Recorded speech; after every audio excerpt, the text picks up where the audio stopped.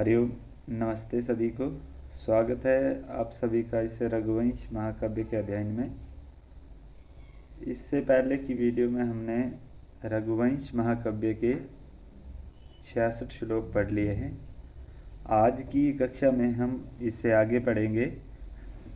क्या कह रहे हैं कि मत परम दुर्लभम मत्वा नूनम अवर्जितम मया पयः पूर्वे स्वनिश्वास ही कव ऊषणम उपभुज्यते।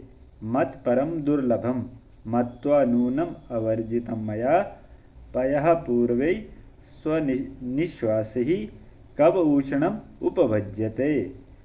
क्या कह रहे हैं कि वशिष्ठ क्या कह रहे हैं कि मेरे पश्चात पुत्र न होने से दुर्लभ समझकर आजकल मेरे द्वारा किए गए तर्पण जल को मेरे पितर अपने दुख भरे निश्वासों से कुछ गर्म करके पीते हैं। इसमें कोई संशय नहीं है कि जो मैं आजकल पितरों को तर्पण कर रहा हूँ और जो मेरे को पुत्र का अभाव है, उस पुत्र के अभाव से मेरे पितर अपने दुख भरे निश्वासों से कुछ ये जो जल तर्पण कर रहा हूँ उसको गर्म समझकर दुर्लभ समझकर ऐसे पी रहे हैं। आगे क्या कह रहे हैं कि सो अहम इज्या विशुद्ध आत्मना प्रजालोप निमीलितः प्रकाशश्च अप्रकाशश्च लोकलोक इवाचलः। सो अहम इज्या विशुद्ध आत्मा प्रजालोप निमीलितः प्रकाशश्च अप्रकाशश्च लोक अलोक इवाचलः। क्या कह रहे हैं कि इज्या विशुद्ध आत्मा प्रजालोप निमीलितः सा अहम लोक अलोक अचलः इव प्रकाशंच अप्रकाशंच। यज्ञ आदि करने से देवऋण से मुक्त होने के कारण प्रसन्न चित्त हुआ पुत्र के अभाव में पितृण से मुक्त होने के कारण मलिन चित्त उद्विग्न हूँ, अतः मेरी दशा लोक अलोक पर्वत के समान है, जिसके एक और प्रकाश और दूसरी ओर अंधकार है। ऐसा पुत्र अभाव के कारण मेरे साथ हो रहा है। क्या हो रहा है कि यज्ञ आदि करने से देव ऋण से मुक्त होने के कारण प्रसन्नचित अथवा पुत्र के अभाव में पितृ ऋण से मुक्त होने के कारण मलिन चित हूँ, अतः मेरी दशा लोक अलोक पर्वत के समान है, जिसके एक ओर प्रकाश तथा दूसरी ओर अंधकार रहता है। इस तरह मेरा जीवन हो गया है। आगे कह रहे हैं कि लोकांतर सुखम पुण्यम तपोदानम समुद्भवम संतति शुद्ध वंशया ही परत्रहे च शर्मणे।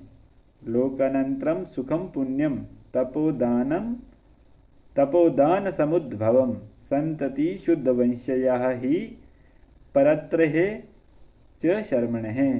कि जो पुण्य तप अथवा दान से उत्पन्न होता है वह केवल परलोक में ही सुख देता है, परंतु शुद्ध वंश में उत्पन्न पुत्र संतान तो इस लोक में तथा परलोक दोनों में सुख पहुंचाते हैं। ऐसा वशिष्ठ जी दिलीप जी कह रहे हैं अपने कुलगुरु वशिष्ठ से कि जो पुण्य तप तथा दान से उत्पन्न होता है वह केवल परलोक में ही सुख देता है, परंतु शुद्ध वंश में उत्पन्न संतान तो इस लोक में तथा परलोक दोनों में सुख पहुंचाने वाले होते हैं।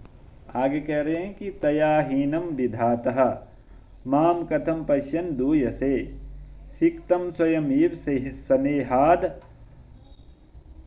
वंध्याम आश्रम वृक्षम।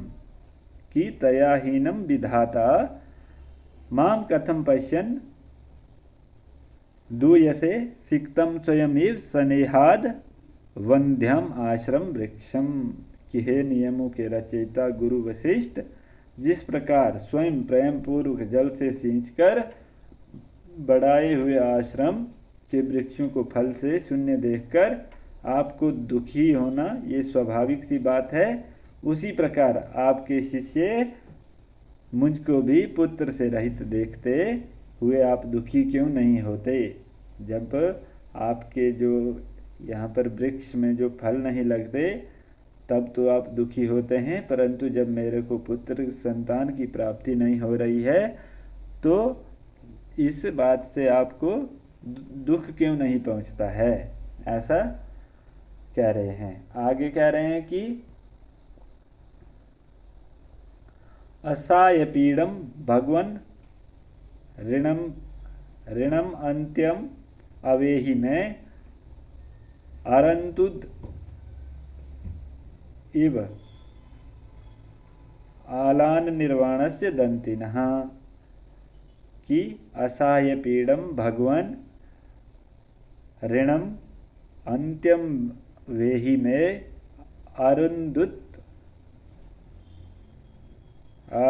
अरंदुत इव आलान निर्माणस्य दंतिनः कि हे भगवन मेरे इस अंतिम पैतृक ऋण को इस प्रकार मेरे लिए दुखदायी समझो जिस प्रकार न नहलाए हुए हाथी को उसके मर्म स्थल को बांधने वाला उसको बांधने का खूंटा असहाय पीड़ा पहुंचाता है, उसी प्रकार से मुझे ये पुत्र का अभाव पीड़ा पहुंचा रहा है।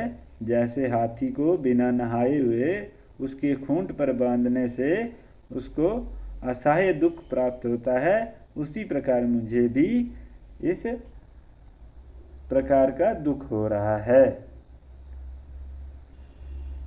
आगे कह रहे हैं कि तस्मान मुच्यते यथा तात संविधातुम तथा अर्हसि इक्ष्वाकुणाम दुराप्ये अर्थे तव अधीना ही सिद्धयः। तस्मान मुच्यते तथा तात संविधातुम तथा अर्हसि इक्ष्वाकुणाम दुरापे अर्थे तद अधीना ही सिद्धयः। क्या करें कि हे गुरु अतएव जिससे कि मैं उस पितृऋण से मुक्त हो सकूं ऐसा उपाय आप करें, क्योंकि इक्ष्वाकु वंशीय राजाओं के कठिन कार्यों की सिद्धियां जो उनकी सफलताएं हैं वो आपके अधीन हैं। तस्मान मुच्यते तथा तात संविधातुम तथा अर्हसि इक्ष्वाकुणाम दुरापे अर्थे तव अधीना ही सिद्धयः। आगे कह रहे हैं कि इति विज्ञापितो राज्ञा ध्यानस्मिन् मितलोचनः क्षणमात्रं ऋषिस्तथो सुप्तमेन इव हृदः कि इति विज्ञापितो राज्ञा ध्यान सिमितलोचनः क्षणमात्रं ऋषिस्तथो सुप्तमेन इव हृदः। किस प्रकार राजा द्वारा जो निवेदन किए जाने पर महर्षि वशिष्ठ मछलियों के सो जाने पर शांत हुए सरोवर की भांति क्षण भर के लिए ध्यान में नेत्र बंद कर निश्चल हो गए। आगे कह रहे हैं कि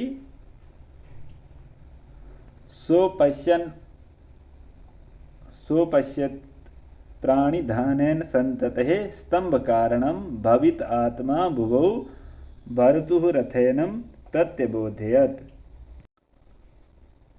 सो अपश्यत प्राणिधानेन संततेः स्तंभ कारणम भवित आत्मा भुवौ भर्तुरथेनम प्रत्यबोधयत कि महर्षि वशिष्ठ समाधि द्वारा शुद्ध चित होकर पृथ्वी के स्वामी दिलीप की संतान के न होने का कारण जाने गए और फिर उसे इस प्रकार कहने लगे। क्या कहने लगे कि पुरा शक्रम उपस्थाय तब उर्विम प्रतीयास्ततः आसीत कल्पतरुछायामाश्रितः सुरभिः पथि।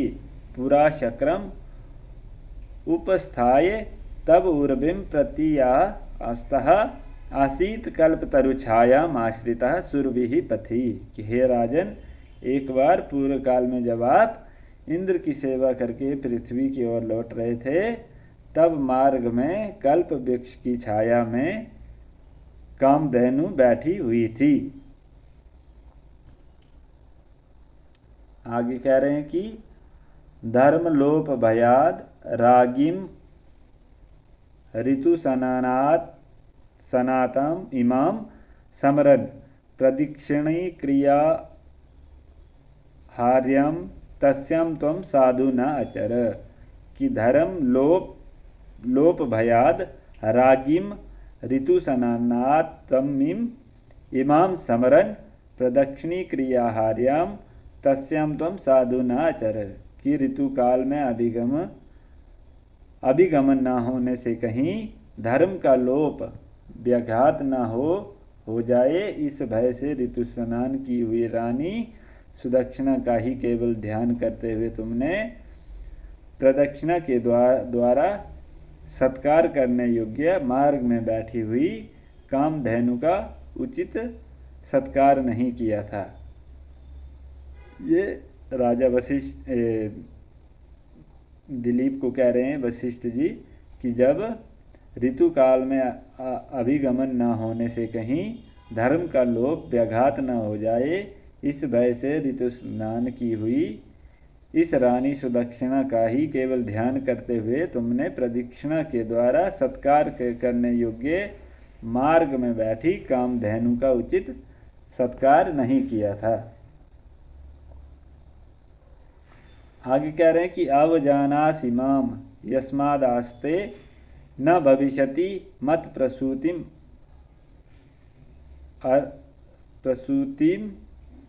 अनाराध्य प्रजेति त्वं शशाप सा। कि अवजानासि माम यस्माद् अतः ते न भविष्यति मत प्रसूतिम अनाराध्य प्रजेति त्वं शशाप सा। क्योंकि तुम परिक्रमा आदि समुचित सत्कार न करने से मेरा तिरस्कार कर रहे हो, अतः मेरी संतान की आराधना किए बिना तुम्हारे संतान न होगी, ऐसा उसने कामधेनु ने तुम्हें शाप दिया था कि इसी वजह से आपको पुत्र नहीं हो रहा है, क्योंकि तुम परिक्रमा आदि समुचित सत्कार न करने से मेरा तिरस्कार कर रहे थे, अतः मेरी संतान की आराधना किए बिना तुम्हारे संतान न होगी, ऐसा उसने कामधेनु ने तुम्हें शाप दिया है। आगे कह रहे हैं कि स शापो न त्वया राजन न च सार्थिनः श्रुतः नद्य आकाशगंगयः सनोतः उद्यम दिग्गजये। कि हे राजन, जो कामधेनु का दिया हुआ वह शाप ना तो तुमने और क्या कह रहे हैं कि जो कामधेनु का दिया हुआ शाप था ना तो तुमने और ना ही तुम्हारे सारथी ने सुना, क्योंकि बंधन से मुक्त होकर गंगा के जल प्रवाह में स्नान के लिए आए दिग्गजों से युक्त आकाश गंगा का जल प्रवाह कोलाहल कर रहा था, इसलिए ना तो ये श्राप आपने सुना और ना ही आपके सारथी ने सुना। सशापो न त्वया राजन न च सारथिनः श्रुतः नद्यते आकाश गंगयः सनोतः उद्यम दिग्गजये। आगे कह रहे हैं कि इप्सितम तद अवज्ञानाद वधि सर्गलम आत्मनः प्रतिबंधनाति ही श्रेयः पूज्यः पूजा व्यतिक्रमः। क्या कह रहे हैं कि इप्सितम तद अवज्ञानाद विधि सार्गलम आत्मनः प्रतिबंधनाति ही श्रेयः पूज्यः पूजा व्यतिक्रमः। इसलिए उस कामधेनु का अनादर करने से आप अपने मनोरथ की सिद्धि को रुका हुआ समझो, क्योंकि पूजनीय व्यक्तियों की पूजा का उल्लंघन कल्याण को रोकता है, कल्याण में बाधा करता है। आपने जो उस कामधेनु का अनादर किया है, इसलिए वो आपके कल्याण में बाधा हो रही है। आगे क्या कह रहे हैं कि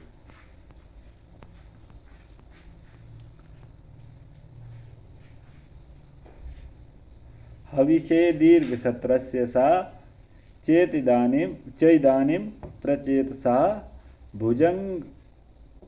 पिहितद्वारं पातालम् अधितिष्ठति।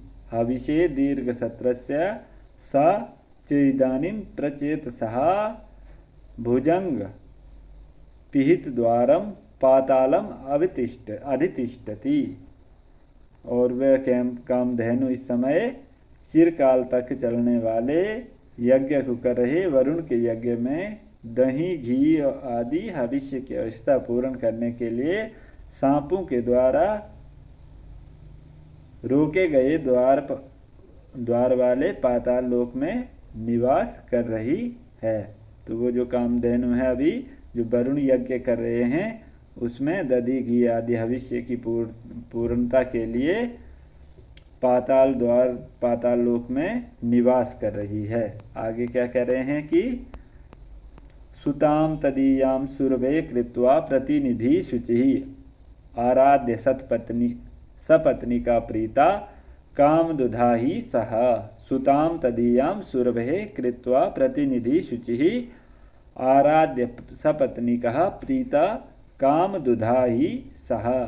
किस समय तुम उसी कामधेनु की पुत्री नंदिनी को कामधेनु का ही प्रतिनिधि यथास्थापन मानकर शुद्ध पवित्र होकर पत्नी सहित उसकी पूजा सेवा करो, क्योंकि सेवा से प्रसन्न हुई वह पुत्र प्राप्ति रूप आपके मनोरथ को जरूर पूर्ण करेगी। इति वादिन एवस्या होतुर आहुति साधनम अनिंद्यानंदनी नाम धैनुर अववृते वनात्। कि इति वादिन एवस्या होतुः आहुति साधनम अनिनन्द्यः नंदनी नाम धैनुर अववृते वनात्। कि इन वशिष्ठ ऋषि के ऐसा कहते हुए ही हवनशील इस वशिष्ठ के यज्ञ की आहुति का साधन दही घी आदि कामधेनु की पुत्री नंदिनी नाम की प्रशंसनीय गाय वन से लौट आई। आगे कह रहे हैं कि ललाट उदयम अभुगनम पल्व स्निग्ध पाटलः बिभ्रति श्वेत रोमा संध्यैव शशिनम नवम। कि ललाट उदयम अभुगनम पल्व स्निग्ध पाटला बिभ्रति श्वेत रोमा संध्यैव शशिनम नवम। कि जिस प्रकार नवीन किसलय के समान कोमल तथा लाल रंग वाली संध्या पश्चिम दिशा में टेढ़े नवीन चंद्रमा को धारण करती है, उसी प्रकार कोमल किसले के समान चिकनी तथा लाल रंग वाली नंदिनी कुछ टेढ़े सफेद रंग के बालों के चिन्ह को नवीन चंद्र के समान मस्तक पर धारण करती हुई वन से आश्रम की ओर लौट रही है। आगे कह रहे हैं कि भुवम कोशनैव कुंडोधनी मेधयेन अवभृतादपि प्रसन्नवेनारभिर्ष्यन्ति वत्सालोक प्रवर्तिनः। कि भुवम कोशेनैव कुंडोधनी मेध्यान अवभृतादपि प्रसन्नवेनाभिर्वर्षन्ति वत्सालोक प्रवर्तिनः। कि कुछ गर्म तथा यज्ञ समाप्ति पर किए गए अवभृत जल स्नान से भी पवित्र एवं बछड़े को देखकर स्वयं टपकने वाले दूध से पृथ्वी को सींचती हुई कुंड घड़े के समान बड़े स्तनों वाली नंदिनी गो वन से लौटी। आगे कह रहे हैं कि रजा कणई क्रोध धूतई सपृश्यत अभिगात्रम अंतिकात तीर्थाभिषेकजाम शुद्धिम अदधाना महीक्षितः। कि रजः कणई क्रोध धूतई सपृश्यत अभिगात्रम अंतिकात तीर्थाभिषेकजाम शुद्धिम अदधाना महीक्षितः। कि अपने खुरों से उड़ाए गए समीप होने के कारण राजा दिलीप के अंगों के स्पर्श करते हुए धूल के कणों से पृथ्वी के स्वामी दिलीप की तीर्थ जल में स्नान करने से उत्पन्न होने वाली शुद्ध पवित्रता को करती हुई नंदिनी गो वन से लौटी, जिसके खुरों से उड़ाई गई जो धूल थी, उस धूल से जो राजा दिलीप से जो वो पवित्र हो रहे थे और पृथ्वी के स्वामी दिलीप की तीर्थ जल में स्नान करने से उत्पन्न होने वाली शुद्धि पवित्रता को करती हुई नंदिनी जो है वो वन से लौटी। चलिए आज की कक्षा के लिए इतना ही, इससे आगे अगली कक्षा में। धन्यवाद।